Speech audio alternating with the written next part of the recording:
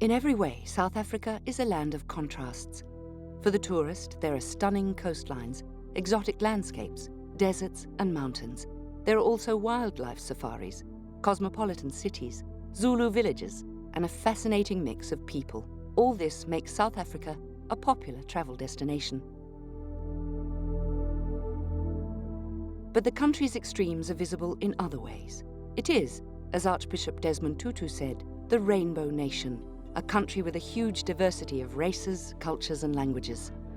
There is an extraordinary mix of tongues, with 11 official languages, 8 recognised non-official languages, and a small number of declining indigenous languages. Nelson Mandela's government of 1994 inherited difficult economic conditions, which have generally improved in the years since, with trade sanctions lifted and changes to labour policy. But the apartheid system left another legacy, a huge underclass of very poor and disillusioned people.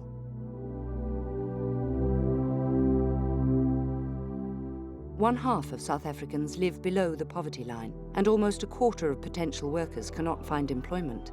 Although there is a rising black middle class, still white people's salaries are generally 6 times higher than those of the black population.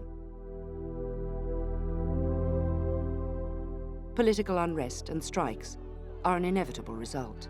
Illegal and legal immigrants from neighbouring trouble spots like Zimbabwe compete for work in an already stretched job environment.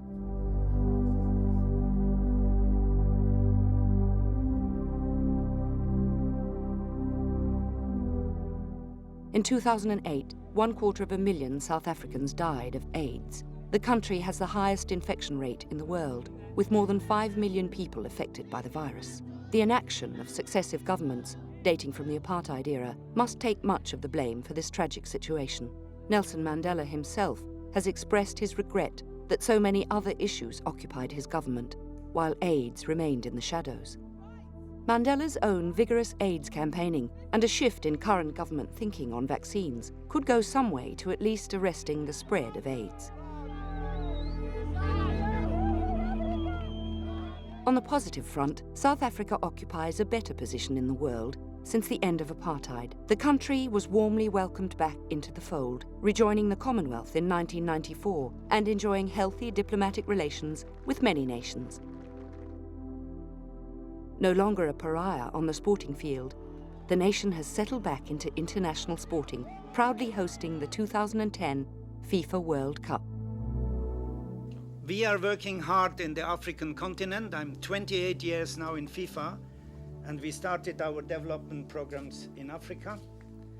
And I can tell you that the last day of September, I was a happy man here, because for the first time it was evident that the next World Cup will go to Africa. An international game played in any country has immense benefits. South Africa is now part of the global world. The political situation is stable, and the government, under President Jacob Zuma, is taking a tough stance to combat violent crime, stimulate the economy, and close the gap between rich and poor. If all that were to happen, this beautiful, beloved country would no more need to cry.